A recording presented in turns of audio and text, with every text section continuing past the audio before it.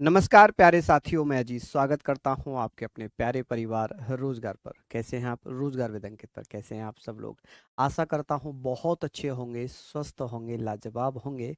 हम लोग बात करेंगे इतिहास की, और इतिहास में हम पढ़ रहे थे इंडस वैली सिविलाइजेशन के मेजर साइट, महत्वपूर्ण स्थल सिंधु घाटी सभ्यता के। हमारा बचा हुआ है थोड़ा सा, 10-15 मिनट का बचा हुआ है। फिर आज हमारा जो टॉपिक है वो है वैदिक सभ्यता।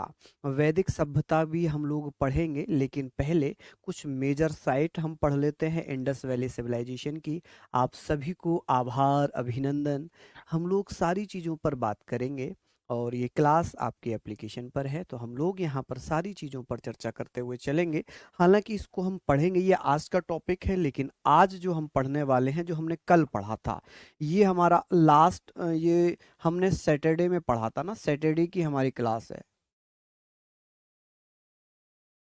सैटरडे में हमने जो पढ़ा था, हम उसको भैया यहाँ पर पढ़ते हुए चलेंगे कि सैटरडे में जो हमारा बच गया था, सैटरडे में जो हमारा बच गया था उसके बारे में मैं बात करूंगा। जैसे कि हमने पढ़ा था लोथल, हमने लोथल पढ़ा था। ठीक है, अब बात करते हैं। आप लोग ध्यान रखना कि अगर मैं हाथ से लिखकर पढ़ाऊंगा, ये मैं अपने मन की बात बता रहा हूँ आप लोगों के लिए, अगर मैं हाथ से लिखकर पढ़ाता हूँ तो बहुत लंबा समय जा रहा है ना, क्योंकि हम खत्म ही नहीं कर पा रहे हैं, और मैं पीडीएफ से पढ़ा रहा हूँ तो वो ज़्यादा हो जाएगा। अब आप लोग मुझे बताओ कि मैं आपको हाथ से लिखकर पढ़ाऊँ या पीडीएफ से। अभी एक पोल में आपके सामने आएगा, एक पोल। चलिए, तो मैं जो है, आप लोग मुझे बताइए कि मैं हाथ से लिखकर पढ़ाऊँ या पीडीएफ से। जैसे आप कहोगे, आप मेरे सर्वे सर्वा हैं, आप मेरे प्यारे छोटे भाई बहन हैं, तो मैं आप लोगों को सारी चीज़ें कराता हुआ चलूंगा। वॉइस नहीं आ रही क्या? वॉइस तो आ रही है। बताइए, किसी को कोई समस्या यहाँ पर है? जैसे आप लोग कहेंगे, जैसे आप लोग कहेंगे वैसे ही किया जाएगा। चलिए, तो हम लोग बात कर लेते हैं, आप लोग मुझे बताएं। हालांकि मैं पीडीएफ भी लेकर आया हूं, मैं पीडीएफ भी लेकर आया हूं। जैसे कि बनावली की बात कर रहे थे, क्योंकि हमने 5 वहां पर पढ़ लिए थे, हम यहाँ पर बात करेंगे, हम बात करेंगे बनावली की। अब मैं आपको याद भी कराता हुआ चलूंगा कि बनावली, बनावली जिसकी खोज 1973-74 में होती है। बनावली जो कि भैया कहाँ पड़ता है? हरियाणा में। बनावली कहाँ पड़ता है? हरियाणा में पड़ता है। तो आप कहेंगे कि बनावली हरियाणा में पड़ता है, और इसकी खोज आर एस विस्ट के द्वारा की जाती है। रविंद्र सिंह विस्ट के द्वारा बनावली की खोज की जाती है 1973-74 में। हालांकि ऑप्शन में 1973 आता है, तो फिर मैंने 74 क्यों लिखा? अब आप लोग कहेंगे सर आपने 1974 क्यों लिखा है? उसके पीछे का कारण यह है कि कहीं कहीं 1974 भी दिया हुआ है। तो आप कहेंगे बनावली जो हरियाणा का एक स्थल है, सिंधु घाटी सभ्यता का ही एक महत्वपूर्ण स्थल है, जो कहां से प्राप्त हुआ? हरियाणा में खोजा गया, रविंद्र सिंह विस्ट के द्वारा, आर एस विस्ट के द्वारा।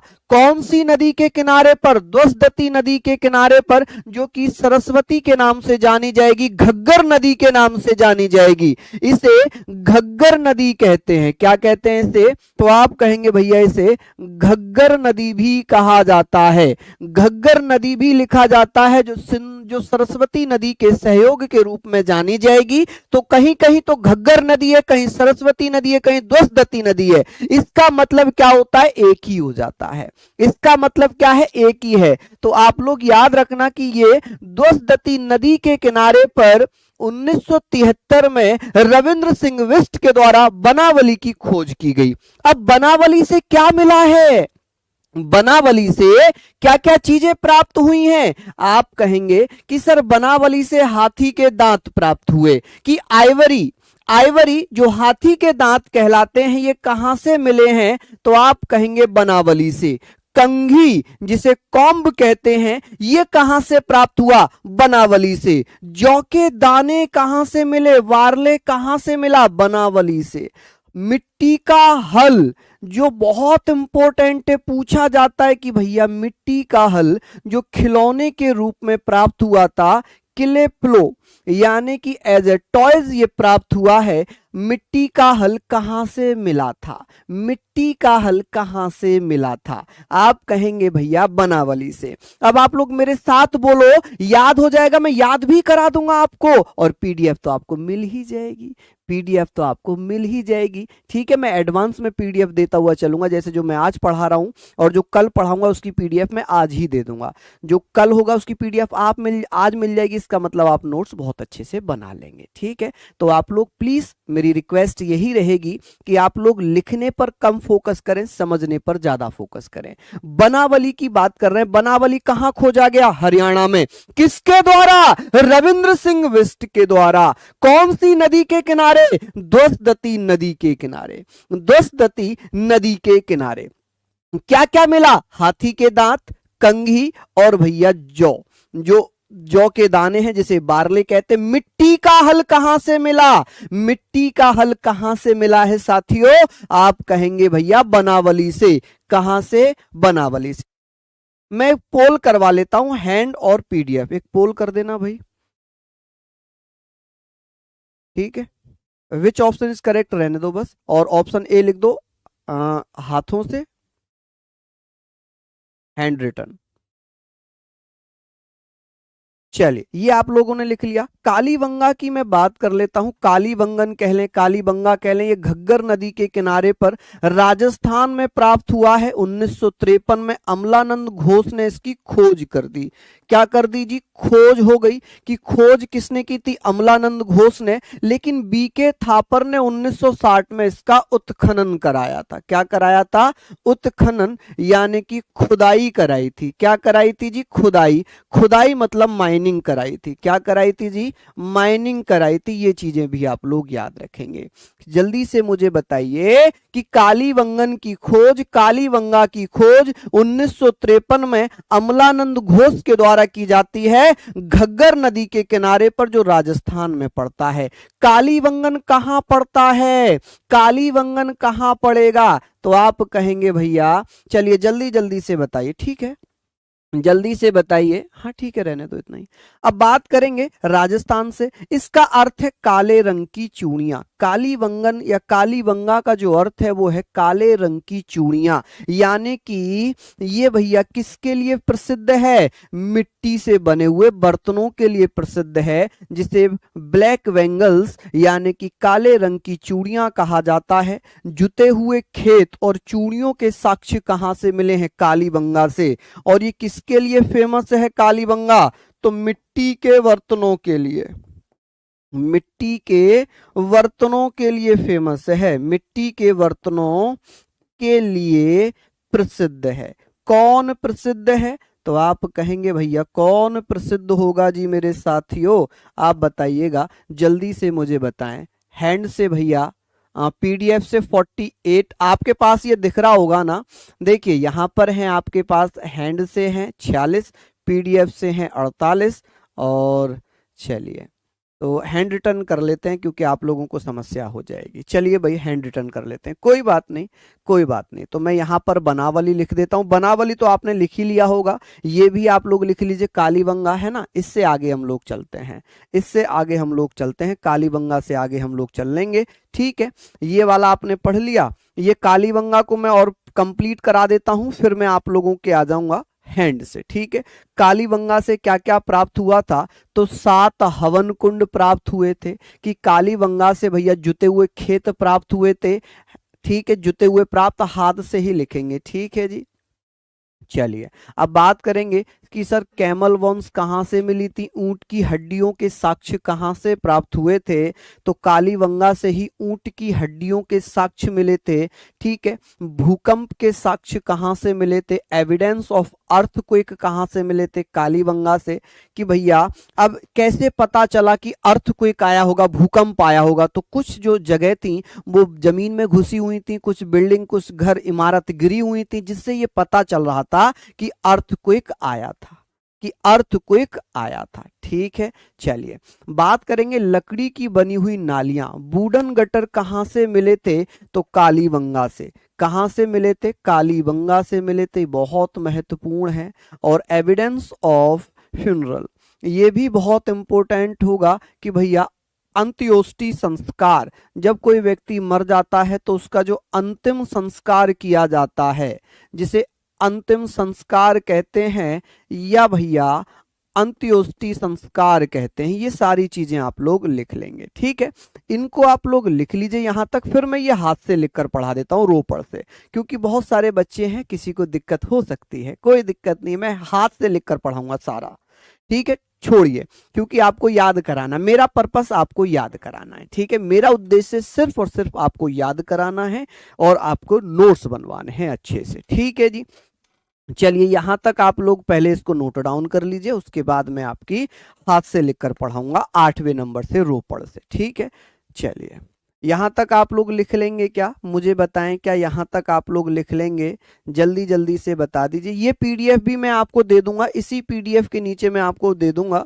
चलिए यहां तक हम लोग बात करेंगे, रोपड़ से हम पढ़ते हैं। कहां से? रोपड़।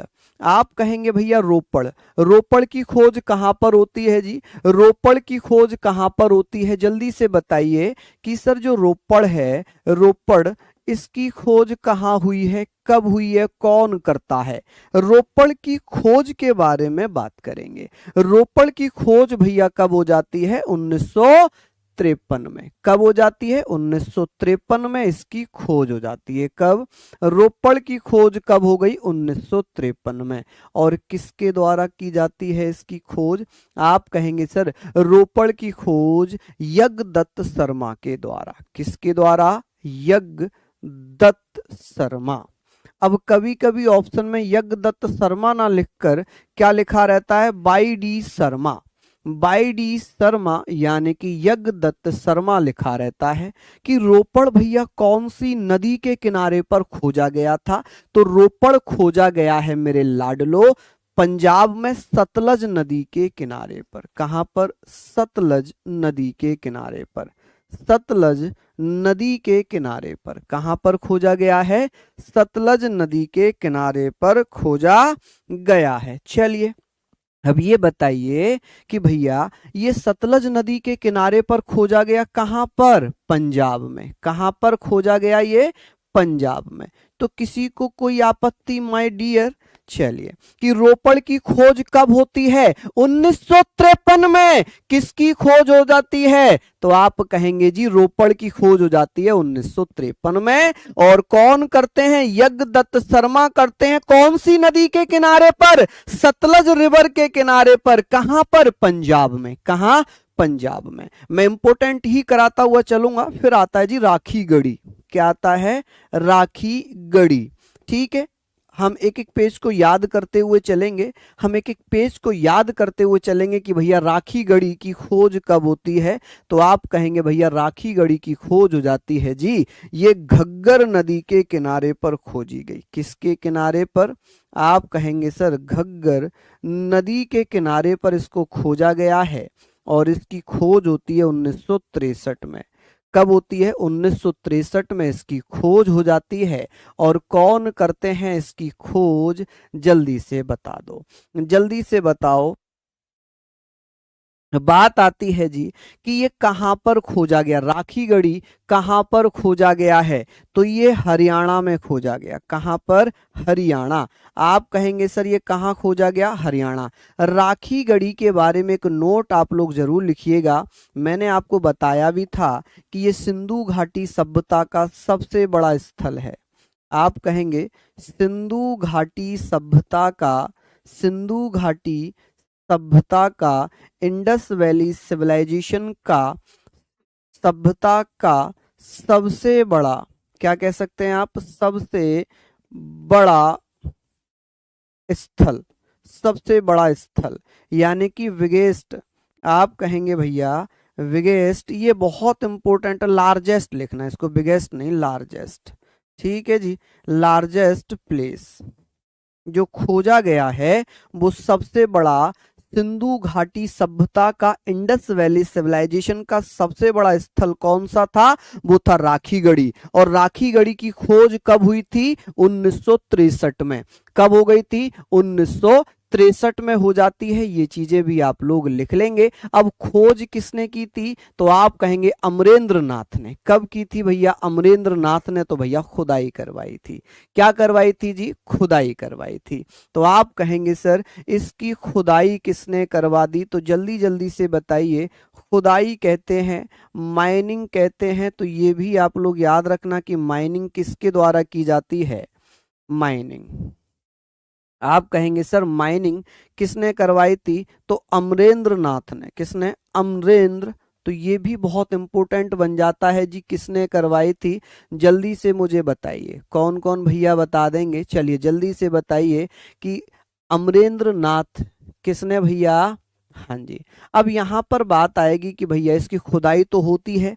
अब जो खुदाई होगी, ये खुदाई कब हुई थी रियल में, 1969 में। कब हुई है, 1969 में इसकी खुदाई होती है। और जिसका सारा श्रेय दिया जाता है सूरज भान को। किसको दिया जाता है जी, सूरज भान को दिया जाता है। ठीक है, तो यहाँ पर आप लोग लिख लेंगे, लेकिन सूरज भान को इसका पूरा पूरा श्रेय नहीं दिया गया। अमरेंद्र नाथ जब आते हैं तो उन्हें, अमरेंद्र नाथ की अगर मैं बात कर लूं तो आप कहेंगे अमरेंद्र नाथ। इन्होंने जो खुदाई करवाई, ये करवाई 1997 में। कब, 1997 में इसकी खुदाई इनके द्वारा करवाई गई। जबकि यहां पर किसने करवाई थी, सूरज भान ने। किसने करवाई थी, सूरज भान ने। ठीक है जी। तो ये आप लोग याद रखना कि सूरज भान के द्वारा सर्वप्रथम खुदाई 1969 में करवाई गई है और अमरेंद्र नाथ के द्वारा खुदाई 1997 में करवाई गई है। यहां तक आप लोग इसको लिख लीजिएगा। ठीक है जी। चलिए, ये हमने पढ़ लिया। अब बात आती है कुछ महत्वपूर्ण फैक्ट की, फिर हम चलेंगे महत्वपूर्ण फैक्ट, तथ्य या महत्वपूर्ण इंपोर्टेंट फैक्ट्स की। अगर मैं बात करूंगा कि जैसे कि सिंधु घाटी सभ्यता का क्षेत्रफल तो मैंने बता ही दिया था कि सर सिंधु घाटी सभ्यता का जो समाज था, समाज कैसा था, सोसाइटी कैसी थी। तो आप कहेंगे कि सिंधु घाटी सभ्यता में जो समाज था वो मात्र सत्तात्मक था। माता ही परिवार का मुखिया होती थी। माता ही परिवार का मुखिया होती थी। ठीक है जी। कौन होती थी, माता ही परिवार का मुखिया होती थी। अब यहाँ पर बात होगी कि भैया माता समाज कैसा था, मात्र सत्तात्मक। मात्र सत्तात्मक समाज था, यानी कि मैट्रियार्कल। ये मैंने शायद आपको कल भी बताया था ना, मैंने ये कल भी बताया था, सॉरी सैटरडे में। मैट्रियार्कल, आप कहेंगे मैट्रियार्कल का मतलब ये होता है कि परिवार का मुखिया कौन होती थी। मैं इसको लिख दूं कि परिवार का मुखिया कौन होती थी, परिवार का मुखिया किसे माना जाता था इस समय, तो परिवार का मुखिया हेड ऑफ फैमिली किसे माना जाता था, हेड ऑफ फैमिली। आप कहेंगे हेड ऑफ फैमिली किसे माना जाता था, माता को। किसको, माता को। ठीक है जी। इसका मतलब ये हो जाता है मदर को परिवार का मुखिया माना जाता था। अब बात आती है कि भैया कि जो इसका आकार भी हमने पढ़ लिया था, लिपि क्या थी इसकी, लिपि। सिंधु घाटी सभ्यता की जो लिपि है, स्क्रिप्ट है, स्क्रिप्ट कैसी थी, क्या ABCD जैसे अजी अभी चलती हैं और ये सारी जो चीजें चलती हैं, यहां पर क्या ये सच में पूछा गया था कि भैया ये बताओ कि महत्वपूर्ण लिपि कौन सी थी, ये पूछा गया प्रश्न है। आप कहेंगे भाव चित्रात्मक। आप कहेंगे भाव चित्रात्मक। भाव चित्रात्मक का क्या मतलब होता है कि चित्र को देखकर समझना, चित्र को देखकर समझना, जिसको पिक्टोग्राफी कहते हैं। इसको क्या बोलते हैं भैया, पिक्टोग्राफी। पिक्टोग्राफी। ठीक है, इंग्लिश वाले बच्चे पिक्टोग्राफी लिखेंगे। भाव चित्रात्मक, स्क्रिप्ट कैसी थी, भाव चित्रात्मक। इसको पढ़ा नहीं गया है, पढ़ा नहीं गया है, इसको रीड नहीं किया गया, पढ़ा नहीं गया है। ये ऐसी लिपि है जिसको पढ़ा नहीं गया है। ठीक है, ये पढ़ी नहीं गई है। चलिए, हाँ मैं दे दूंगा, जो मैं ये वाली पूरी PDF दूंगा मेरे लाडलो, ये सारी PDF मैं आपको प्रोवाइड करवा दूंगा। ठीक है, लेकिन अब आप लोगों की चॉइस ये थी कि हाथ से पढ़ाओ, तो मैं हाथ से पढ़ा दूंगा, साथ में ये PDF भी मैं आपको दे दूंगा, PDF भी मैं आपको दे दूंगा। अब देखो पिक्टोग्राफ का मतलब क्या, ये कैसे लिखी जाती थी। तो ये भैया जैसे अभी मैं लिख रहा हूं लेफ्ट टू राइट, लेकिन इसको कैसे लिखते थे, इसको लिखने का जो तरीका था, इसको लिखा कैसे जाता था, इसको लिखते थे उल्टा, दाएं से बाएं। इसको कैसे लिखा जाता है, दाएं से बाएं, दाएं से बाएं लिखा जाता था। ठीक है जी, राइट टू लेफ्ट लिखते थे। इसको कैसे लिखते थे बेटा, राइट टू लेफ्ट लिखा जाता था। ये कैसे लिखा जाता था मेरे भैया, राइट टू लेफ्ट इसको लिखते थे। ठीक है, लिखा जाता था। अभी हम कैसे लिख रहे हैं, अभी हम लिख रहे हैं लेफ्ट टू राइट, लेकिन ये उर्दू की तरह लिखी जाती थी, ऐसे लिखना स्टार्ट करते थे और लेफ्ट तक ये जाती थी। ठीक है, चलिए बहुत बढ़िया। अब हम बात करते हैं, इसको खत्म कर देते हैं, इसको हम लोग क्या कर देते हैं, खत्म कर लेते हैं। अब बात कर लेंगे यहां पर कि भैया ये बताओ, अब हम पढ़ेंगे वैदिक सिविलाइजेशन। आज का हमारा टॉपिक है वैदिक सिविलाइजेशन, वैदिक सभ्यता, वैदिक सभ्यता। हम ये पढ़ेंगे वैदिक सभ्यता। अब आप लोग मुझे बताओ, क्या आप लोगों ने पहले वैदिक सभ्यता पढ़ रखा है, क्या आप लोगों ने वैदिक सिविलाइजेशन पढ़ रखी है, नहीं पढ़ रखी है? मैं बताऊंगा आप लोगों को सारी चीजें, है ना। आप लोगों ने जब भैया कोर्स लिया है तो आप लोगों को सारी चीजें बताई जाएंगी। वैदिक सिविलाइजेशन की बात हम लोग कर रहे हैं। आकार मैंने बता दिया था कि भैया ट्राइएंगुलर था। क्या था, ट्राइएंगुलर, त्रिभुजाकार था। क्या, त्रिभुजाकार था। क्या, चलिए हमने ये पढ़ना वैदिक सभ्यता। अब वैदिक सभ्यता जो है, वैदिक सभ्यता की बात कर रहे हैं कि वैदिक सभ्यता जो है ये किससे बना है, वैदिक शब्द से। जो वैदिक सभ्यता है ये वैदिक से बना है। किससे बना है जी, वैदिक शब्द से ये बना है। किससे बना है ये, वैदिक शब्द से। तो आप कहेंगे भैया ये वैदिक शब्द से बना है। किससे बना है, वैदिक शब्द से। तो आप कहेंगे ये किससे बना हुआ है, वैदिक वर्ड से बना हुआ है, वैदिक वर्ड से बना है। और इसका अर्थ हो जाता है ज्ञान। किससे बना है वैदिक सभ्यता, तो वैदिक सभ्यता वैदिक शब्द से बना है। किससे बना है, वैदिक शब्द से बना है। ठीक है जी, वैदिक सभ्यता वैदिक शब्द से बना है, जिसका अर्थ क्या है, इसका अर्थ क्या होगा, इसका मीनिंग क्या होगा भैया, आप कहेंगे इसका मीनिंग हो जाएगा ज्ञान। क्या हो जाएगा इसका मीनिंग, ज्ञान। अर्थ की अगर मैं बात करूं तो आप कहेंगे वैदिक शब्द से क्या बना, वेद। वैदिक शब्द से बना वेद। क्या बना जी, वेद। और वेद का मतलब क्या है, वेद का मतलब क्या है, तो वेद का जो मतलब है वो क्या हो जाएगा। तो यहां पर भी मैं लिख देता हूं, कभी आप फिर से कंफ्यूज हो जाएं कि भैया वेद का अर्थ क्या है, वेद का अर्थ क्या होगा, मीनिंग क्या होगा। आप कहेंगे जी ज्ञान। क्या होगा, ज्ञान। ज्ञान मतलब नॉलेज।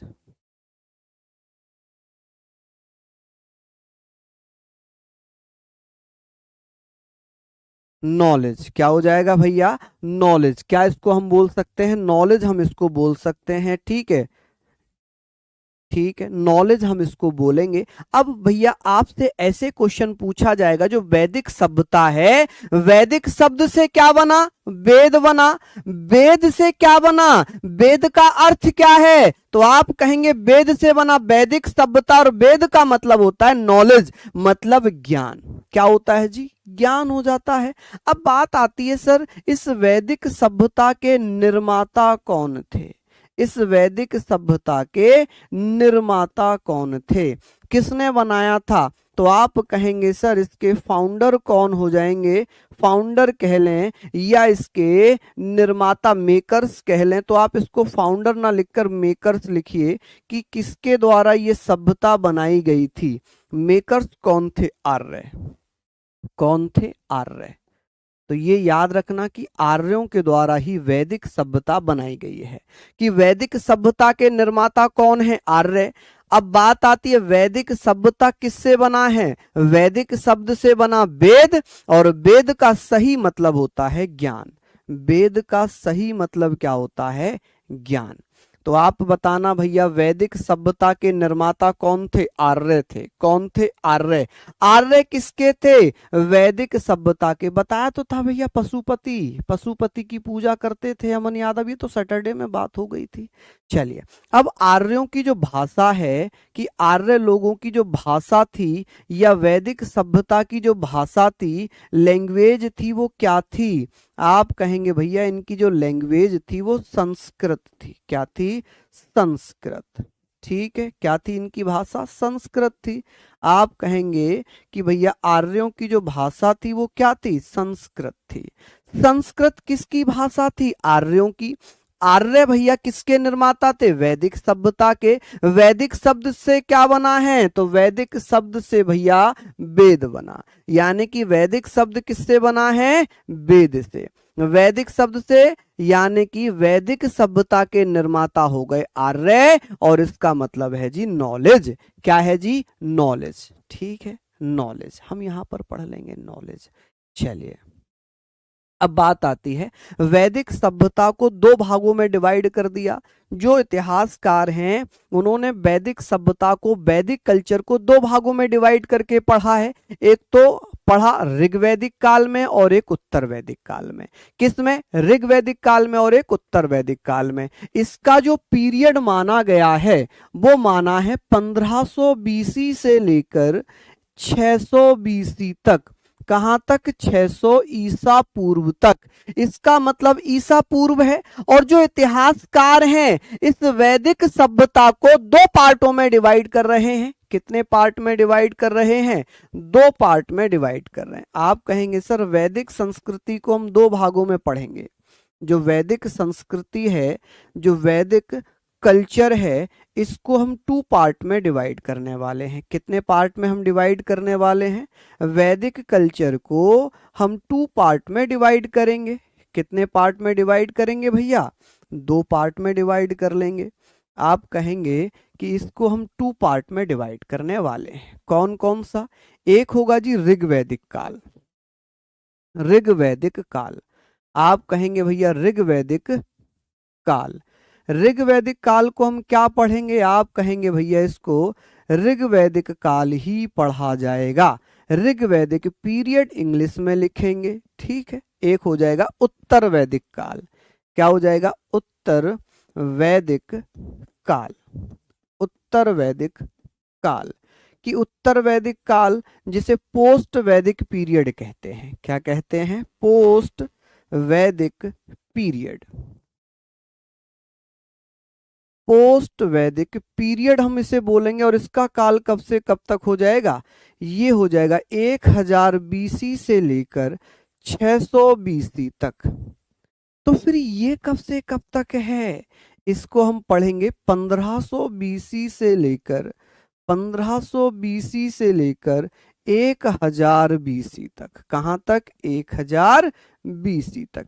और ये 1000 बीसी से 1000 बीसी से लेकर हम पढ़ेंगे उत्तर वैदिक काल को 600 बीसी तक। ऋग्वैदिक काल को हम पढ़ेंगे भैया, ऋग्वैदिक काल को हम पढ़ेंगे कितने से कितने तक? तो आप लोग कहेंगे 1500 बीसी से लेकर 600 बीसी तक। कब से कब तक पढ़ेंगे इसको हम? तो आप कहेंगे सर इसको हम पढ़ेंगे 1500 बीसी से लेकर 1000 बीसी तक। 1000 बीसी तक। अब ऋग्वैदिक काल की चर्चा करते हैं पहले। ऋग्वैदिक काल जिसमें जिसमें हम ऋग्वेद को पढ़ेंगे। किसको पढ़ेंगे? ऋग्वेद को। चलिए, हम लोग सारी चीज़ों के बारे में बात करेंगे। बेटा देखिए, हिंदी और इंग्लिश दोनों ही लिखना पड़ेगा। आप लोग भली भांति जानते हैं कि बहुत सारे बच्चे ऐसे होंगे जिनको हिंदी नहीं आती होगी, वो इंग्लिश ही पढ़ना चाहेंगे। बहुत सारे बच्चे होंगे जो इंग्लिश में नहीं चाहते, हिंदी चाहते हैं। बीसी का मतलब मैंने पहली क्लास में बताया था, बिफोर क्राइस्ट, ईसा मसीह के जन्म से पहले की घटना है। ईसा मसीह के जन्म से पहले की घटनाएं। ठीक है भैया। चलिए, तो अब हम ऋग्वैदिक काल पढ़ लेते हैं। ऋग्वैदिक काल के बारे में पढ़ेंगे कि भैया ऋग्वैदिक काल में हम पढ़ने वाले हैं ऋग्वेद को। किसको पढ़ने वाले हैं हम? यहां पर ऋग्वेद पढ़ने वाले हैं। ऋग्वेद। ठीक है। ऋग्वेद, ऋग्वेद को 10 मंडलों में बांटा गया। कितने मंडल में बांटा गया है भैया? मंडल को इंग्लिश में मंडल ही लिखना, ठीक है। इसको कितने मंडल्स में बांटा गया? 10 मंडल में बांटा गया। कि ऋग्वेद में कितने मंडल थे? तो ऋग्वेद में 10 मंडल थे। कि भैया इसमें 1028 सूक्त हैं। क्या है? 1028 सूक्त। ये क्वेश्चन पूछा जाता है कि सूक्त कितने हैं, तो आप कहेंगे 1028 सूक्त हैं। मंत्र कितने हैं जी? मंत्र या रचाएं इन्हें कह सकते हैं, रचाएं। इनको ऋचाएं बोला जाता है। क्या बोला जाता है इनको? ऋचाएं कितनी है? मंत्र कह लें, ऋचाएं कह लें, इसको मंत्र ही लिखते हैं। कि भैया ये बताइए कि इसमें मंत्र कितने थे? मंत्र जैसे श्लोक हो गए, मंत्र कितने हो जाएंगे? 10,532 मंत्र हो जाएंगे। कितने? 5,000, 5,000 या 10,000, आप कहेंगे 10,532 मंत्र हो जाएंगे। अब ऋग्वेद में जो सबसे पुराने मंडल हैं वो कौन कौन से हैं? 2, 3, 4, 5, 6, 7, ये सबसे पुराने मंडल हैं। ठीक है जी। अब बात आ जाती है, अच्छा इसको लेकर भी बड़ा मतभेद है। कहीं तो 10,492, कहीं 10,598, कहीं 10,564, जबकि हम लोग इसको 10,532 पढ़ लेंगे। किसी को कोई दिक्कत? कि भैया ऋग्वेद में जो 10 मंडल हैं, इन 10 मंडल में सबसे पुराने मंडल कौन कौन से हैं? तो आप कहेंगे प्राचीन मंडल कौन से होंगे? प्राचीन मंडल। कि भैया प्राचीन मंडल का इसमें क्या हो जाएगा? कि जो ओल्डेस्ट मंडल होंगे या एंशिएंट मंडल होंगे वो कौन कौन से हैं? एंशिएंट मंडल आप कहेंगे सर 2 से लेकर 7 तक। 2 से लेकर 7 तक। 2 से 7 का मतलब क्या? 2, 3, 4, 5, 6।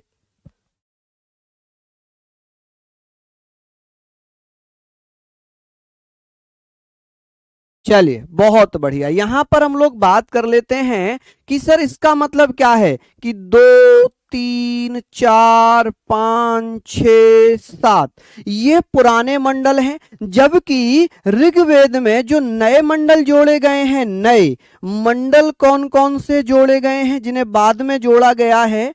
न्यू मंडल कौन कौन से हो जाएंगे भैया? कि इसमें कौन कौन से नए मंडल हो जाएंगे? लूसेंट को भूल जाइए, अभी लूसेंट को यहां पर याद मत करिए, भूल जाइए। ठीक है। कि हम बात करेंगे भैया पहला और 10वां। इसमें हम कहेंगे कि फर्स्ट एवं 10th। इसका मतलब क्या होगा? एक एंड, यानी कि ये तो हो गए 2 से लेकर 7 तक, लेकिन इसका मतलब पहला और 10वां नए मंडल हैं। ठीक है। इनको बाद में जोड़ा गया है। इन्हें कब किया गया? बाद में एड ऑन किया गया है, बाद में जोड़ा गया, यानी कि एड ऑन किया गया। क्या किया गया? एड ऑन किया गया। ये सारी चीजें आप लोग लिख लीजिएगा। अब बात करते हैं कि भैया ऋग्वेद संहिता की रचना कब होती है? तो बहुत अच्छा क्वेश्चन आ जाता है कि ऋग्वेद संहिता की रचना किसमें होती है? तो आप कहेंगे ऋग्वैदिक काल में ही ऋग्वेद संहिता की रचना होती है। किसकी? तो ये बहुत महत्वपूर्ण तथ्य बनेगा। ऋग्वेद संहिता की रचना, ऋग्वेद संहिता की रचना। ठीक है जी। ऋग्वेद संहिता की रचना ऋग्वैदिक काल में ही हुई है। किसमें हुई है? ऋग्वैदिक काल में ही हुई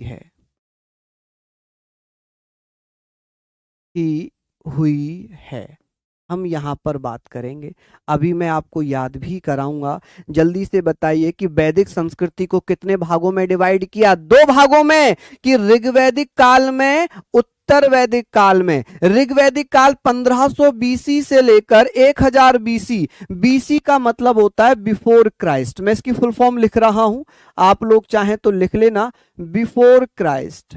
ठीक है, क्रिस्ट इसको लिख सकते हैं, क्राइस्ट लिख सकते हैं। इसका मतलब क्या होगा? आप कहेंगे सर ईसा मसीह के जन्म से पहले। ईसा मसीह के जन्म से पहले, जन्म से पहले। ठीक है, हिंदी में इसे लिखते हैं ईसा पूर्व, हिंदी में इसे लिखते हैं ईसा पूर्व। ये मैंने शायद पहली क्लास में करा दिया था, ये मैंने पहली क्लास में ही आपको करा दिया था। ठीक है, चलिए बहुत बढ़िया, ये सारी चीजें आप लोग लिख लीजिएगा। ठीक है, यहां तक हमने पढ़ लिया। अब ये सारी चीजें आप बताएं, ऋग्वेद संहिता की रचना ऋग्वैदिक काल में ही हुई है। कि जो ऋग्वेद संहिता है, ऋग्वेद है, इसके उपवेद हैं, ठीक है, इसकी रचना किस में हुई है? ऋग्वैदिक काल में ही हुई है।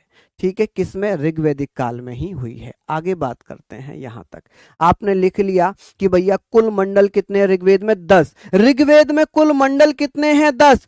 कुल सूक्त कितने हैं? 1028। कुल मंत्र कितने हैं? 10,532। कि भैया एंशियंट मंडल कौन कौन से हैं? 2 3 4 5 6 7, यानी कि 2 से लेकर 7 तक।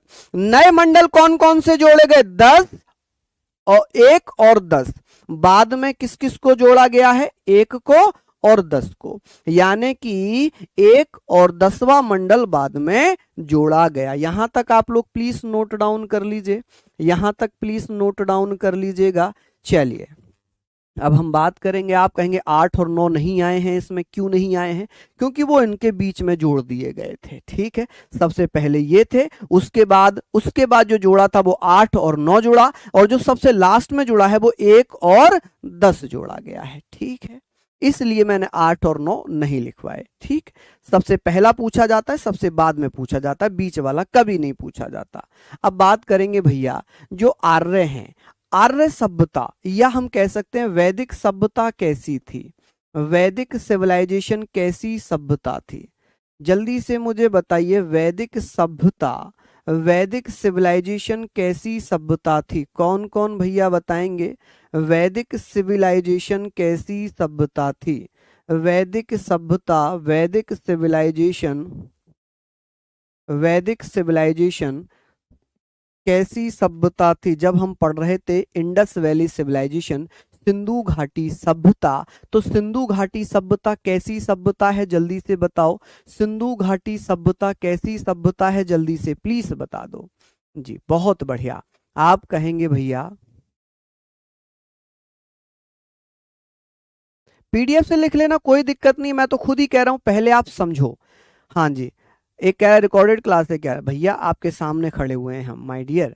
तो हमने पढ़ा, एक बच्चे ने आंसर दिया, अनमोल ने, ग्रामीण सभ्यता थी। बिल्कुल सही कह रहे हैं। हम बात कर रहे हैं वैदिक सभ्यता, ये कैसी थी? ग्रामीण सभ्यता थी, ग्रामीण। लेकिन मैंने अभी आपसे पूछा इंडस वैली सभ्यता कैसी थी, तो आप कहेंगे सर वो तो नगरीय सभ्यता थी। ये कैसी सभ्यता थी? वैदिक सभ्यता ग्रामीण सभ्यता थी। ये कैसी सभ्यता थी? तो आप कहेंगे सर ये ग्रामीण सभ्यता थी, रूलर सिविलाइजेशन थी। इसको हम क्या कह सकते हैं? आप कहेंगे भैया ये रूलर सिविलाइजेशन थी। कैसी सभ्यता थी? ये रूलर सिविलाइजेशन थी। ठीक है, ग्रामीण सभ्यता थी। ठीक है, आप कहेंगे कि वैदिक सभ्यता कैसी सभ्यता थी? आप कहेंगे ग्रामीण। ऋग्वैदिक सभ्यता, तब भी आप क्या कहेंगे? ग्रामीण। लेकिन सिंधु घाटी सभ्यता पूछ ले तो नगरीय सभ्यता थी, वो अर्बन सिविलाइजेशन थी, और ये रूरल सिविलाइजेशन है। क्यों ऐसा कहा गया? क्योंकि वैदिक सभ्यता के जो लोग थे उनका जीवन कृषि पर आधारित था, कृषि पर आधारित था, पशुओं को चराने पर आधारित था। ठीक है, कैटल ग्रेजिंग पर आधारित था। किस पर आधारित था बेटा? तो आप कहेंगे सर कैटल ग्रेजिंग पर आधारित इनका जीवन था। आर्यों का जीवन पशु चराने से संबंधित था। बहुत बढ़िया, लाला राम कह रहे हैं सर, हाँ जी बहुत बढ़िया, नगरीय सभ्यता थी। हाँ जी बिल्कुल, सब हाँ, आपको हैंड रिटन मिलेगी, आपको एक जो हमारी नोट्स बनाए जा रहे हैं वो आपको हैंड नोट भी मिलेंगे। ठीक है, मंडल का मतलब है कितने भागों में बांटा है ऋग्वेद को। जिसको वैदिक सभ्यता में मंडल ही कहा गया है।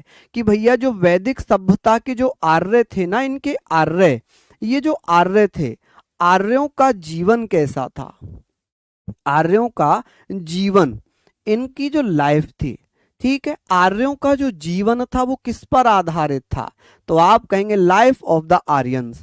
यहां पर आप लोग लिख सकते हैं life of the Aryans.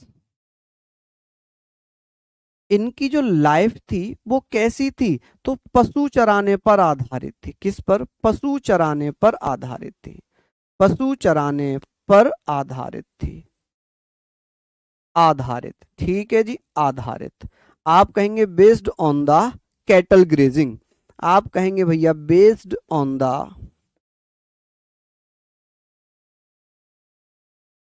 Cattle grazing.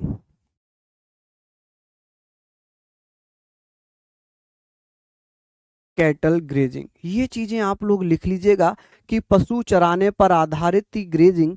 तो ये बहुत इंपॉर्टेंट हो जाती हैं चीजें कि जो आर्य लोग थे इनका जो जीवन था ये पशु चराने पर आधारित था। कैसे आधारित था, पशु चराने पर आधारित था। अब बात आ जाती है कि सर जो आर्य लोग आए थे, इनका ये आर्य आए कहाँ से थे, आर्यों को लेकर बड़ा विवाद है। जैसे मैक्स मूलर कहते हैं, मैक्स मूलर कहते हैं कि आर्य जो थे ये कहां से आए थे, तो आर्य भैया माइनर एशिया होते हुए भारत में आए थे। कहां से, भारत में कहां से आए थे, तो एशिया माइनर से होते हुए भारत पहुंच गए। एशिया माइनर मतलब ईरान से आए थे, ठीक है, यही लिखा हुआ है बोगज कोई अभिलेख में। दो अभिलेखों की मैं चर्चा करूंगा कि भैया जो आर्य हैं ये भारत कहां से आए थे, भारत में कहां से आए थे, भारत में कहां से आए। अगर ऐसा कोई क्वेश्चन होगा कहां से आए, आपका एक क्वेश्चन है कि ये आर्यंस हैं ये भारत कहां से आए, तो आप क्या बताइएगा, आप कहेंगे आर्य लोग भारत में कहां से आए थे, तो आर्य भारत में आते हैं। इसको लेकर दो अभिलेख हैं, इसको लेकर दो अभिलेख हैं, दो इंस्क्रिप्शंस हैं। एक है बोगज कोई अभिलेख, कौन सा, बोगज कोई अभिलेख, बोगज कोई अभिलेख, ये क्या कहता है, बोगज कोई अभिलेख है जिसको हम क्या बोल सकते हैं, आप कहेंगे भैया बोगज कोई, ठीक है। ऐसे लिखा जा सकता है कि भैया जो बोगज कोई अभिलेख है ये क्या कहता है, बोगज कोई अभिलेख क्या कहता है, इनस्क्रिप्शन क्या कहता है, इनस्क्रिप्शन, इनस्क्रिप्शन। आप कहेंगे भैया जो बोगज कोई अभिलेख है ये क्या कहता है, ये कहता है कि ये कहां से आए थे, ये कब का माना गया है, ये 1400 ईसा पूर्व का माना गया है। एक अभिलेख और है, एक अभिलेख और है जिसे कस्सी अभिलेख कहते हैं, जिसे क्या कहते हैं, कस्सी अभिलेख कहा जाता है, कस्सी अभिलेख। ये क्या कहते हैं, अभिलेखों का मतलब होता है इतिहास का पुराना रिकॉर्ड, जिसे हम क्या बोल सकते हैं, आप कहेंगे सर कस्सी इनस्क्रिप्शन। ये कब का है, ये 1600 ईसा पूर्व का है, ये 1600 ईसा पूर्व का है। और इन दोनों में क्या बताया गया है, इन दोनों में ही बताया है कि आर्य, ये जो आर्य हैं ये आर्य एशिया माइनर से आए थे, आर्य मध्य एशिया से भारत आए। कहां से, मध्य एशिया से भारत आए, मध्य एशिया यानी कि माइनर एशिया। आप कहेंगे सर मध्य एशिया से भारत आए, इंग्लिश वाले बच्चे इसको माइनर एशिया लिख लेना, भारत आए। और बेसिकली जो मध्य एशिया है इसे हम क्या कह सकते हैं कि सर ये ईरान से भारत आए थे। कहां से, ईरान से भारत आए, ईरान से भारत आए। आप कहेंगे ईरान से भारत आए। क्वेश्चन पूछा गया है कि जो आर्य लोग थे, जो वैदिक सभ्यता के निर्माता थे, ये कहां से होते हुए भारत आए थे, तो आर्य मध्य एशिया से भारत आए, मतलब ईरान से अफगानिस्तान और फिर भारत में प्रवेश कर लिया। तो ईरान से भारत आ गए। ऐसे दो अभिलेख मिले हैं। कौन कौन से अभिलेख मिले हैं? एक तो बोगज कोई अभिलेख है और एक कस्सी अभिलेख है। इन दोनों में ही कहा गया है कि ये कहां से होते हुए भारत आए। अब बात ये हमने पढ़ ली, इनके मूल स्थानों को लेकर बड़ी चर्चा है। जैसे कि मैक्स मूलर 1800 ये क्या कहता है, मैक्स मूलर ने सबसे पहले क्या किया, 1853 में सबसे पहले आर्य शब्द का प्रयोग किया। सबसे पहले जो मैक्स मूलर है ये क्या कहता है, ये क्या कहता है, ये क्या कहता है, तो आप लोग कहेंगे, आप कहेंगे भैया हाँ जी, चलिए बहुत बढ़िया। तो आप कहेंगे 1853 में आर्य शब्द का प्रयोग किसने किया था? आर्य ने। चलो मैं यहां पर एक लिख देता हूं, एक पॉइंट लिखता हूं, आर्यों का मूल स्थान,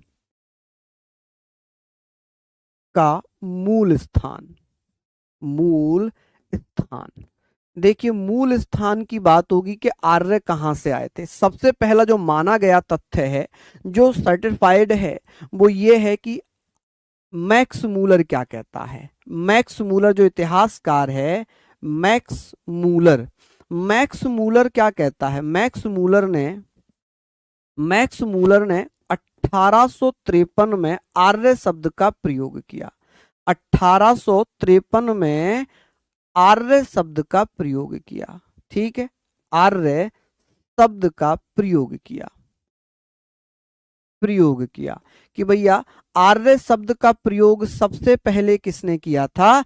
तो 1853 में आर्य शब्द का प्रयोग सबसे पहले मैक्स मूलर ने कहा। और मैक्स मूलर ने कहा कि जो आर्य थे, ये आर्य कहां से आए थे? तो भारत में मैक्स मूलर के अनुसार जो आर्य आए थे, ये कहां से आए थे? एशिया माइनर से। कहां से? हाँ जी, एक बच्चा कह रहा है सर बहुत, हाँ एक बच्चा कह रहा है कि सर बहुत डाउट है, प्लीज पूछिए, जल्दी पूछिए। वैसे डाउट हम लास्ट में पूछ लेंगे, जल्दी जल्दी से आप लोग बताइएगा। हम लोग यहाँ पर बात करेंगे कि आर्य लोग कहाँ से आए थे। तो आप कहेंगे सर मध्य एशिया से। कि मैक्स मूलर के अनुसार कहाँ से आए थे? मध्य एशिया से। कहाँ से? मध्य एशिया से। तो आप कहेंगे सर कहां से आए? मध्य एशिया से। ठीक है, एक इतिहासकार ये हो गए। एक दूसरे इतिहासकार की चर्चा करेंगे। कहां से आए थे? मैक्स मूलर ने कहा था ये तो आर्य से आ गए थे। कहां से? मध्य एशिया से। कहां से? चलिए बहुत बढ़िया। देखिए आर्यों को लेकर हम बात कर रहे हैं। आर्यों को लेकर जो आर्यों का मूल स्थान है, मैक्स मूलर जो इतिहासकार है वो कहता है कि आर्य लोग मध्य एशिया से भारत आए हैं। कहां से आए हैं? मध्य एशिया से भारत आए हैं। कहां से आए हैं भैया? आप कहोगे मध्य एशिया से। ठीक है जी, चलिए अब बात करते हैं बाल गंगाधर तिलक क्या कहते हैं। बाल गंगाधर तिलक क्या कहते हैं कि आर्य कहां से आए थे? आप कहेंगे बाल गंगाधर तिलक। बाल गंगाधर तिलक कहते हैं कि जो आर्य लोग थे ये कहां से आए थे? उत्तरी ध्रुव से आए थे। कहां से? उत्तरी ध्रुव से। इन्होंने कहा उत्तरी ध्रुव से आए हैं। उत्तरी ध्रुव यानी कि नॉर्थ पोल से आए हैं। कहां से? नॉर्थ पोल से। लेकिन इसको माना नहीं गया। सर्वमान्य जो सबसे ज्यादा मान्य तथ्य है वो यही है कि आर्य कहां से आए थे? एशिया माइनर से या मध्य एशिया से। एक और इतिहासकार की चर्चा कर लेते हैं, दयानंद सरस्वती। दयानंद सरस्वती जी क्या कहते हैं? दयानंद सरस्वती ये कहते हैं कि जो आर्य लोग हैं, ये आर्य लोग कहां से आए थे? तो दयानंद सरस्वती कहते हैं कि आर्य लोग तिब्बत से आए थे। कहां से आए थे? तिब्बत से। तिब्बत से आए थे। इनसे भी इतिहासकार मैच नहीं करते। वो कहते नहीं जी ये तो गलत है, हम तो सबसे ज्यादा इसी को मानेंगे कि आर्य मैक्स मूलर के अनुसार ही मध्य एशिया से आए थे। चलिए एक दो इतिहासकार और लिख लेते हैं। जैसे कि गार्डन चाइल्ड कहता है। गार्डन चाइल्ड क्या कहता है? गार्डन चाइल्ड कहते हैं चाइल्ड। आप कहेंगे जी गार्डन चाइल्ड क्या कहता है? गार्डन चाइल्ड कहता है कि ये दक्षिणी रूस से आए थे। कहां से? दक्षिणी रूस से भारत आए थे। दक्षिणी रूस, रूस यानी कि साउथ रसिया, साउथ रसिया। कहां से? साउथ रसिया से। ठीक है, लेकिन इसको भी नहीं माना गया, इसको भी नहीं माना गया। एक और इतिहासकार लिखवा देता हूं, पांचवें इतिहासकार के रूप में पढ़ेंगे गाइल्स को। किसको? गाइल्स। गाइल्स कहते हैं ये हंगरी से आए थे। गाइल्स, गाइल्स के अनुसार, गाइल्स ने कहा कि जो आर्य लोग हैं ये हंगरी से आए थे। कहां से? हंगरी से। लेकिन सबसे ज्यादा जो माना गया, सबसे ज्यादा जो समर्थन मिला वो किसको मिला? आर्य लोग मध्य एशिया से भारत आए, ये सबसे ज्यादा मान्य है, क्योंकि मैक्स मूलर ने 1853 में आर्य शब्द का प्रयोग किया और इन्होंने ही कहा कि आर्य कहां से आए थे? मध्य एशिया से भारत आए थे। कहां से आए थे? मध्य एशिया से भारत आए थे। आप कहेंगे बाल गंगाधर तिलक। ठीक है जी, तो ये सारी चीजें आप लोग यहां पर लिखना। बाल गंगाधर तिलक कहते हैं कि उत्तरी ध्रुव से आए थे, नॉर्थ पोल से, लेकिन ये भी एक्सेप्ट नहीं हुआ। दयानंद सरस्वती ने कहा कि तिब्बत से आए थे, ये भी एक्सेप्ट नहीं हुआ। गार्डन चाइल्ड कहता है दक्षिणी रूस से आए थे, ये भी एक्सेप्ट नहीं हुआ। और भैया गाइल्स कहता है कि हंगरी से आए थे, ये भी एक्सेप्ट नहीं किया गया।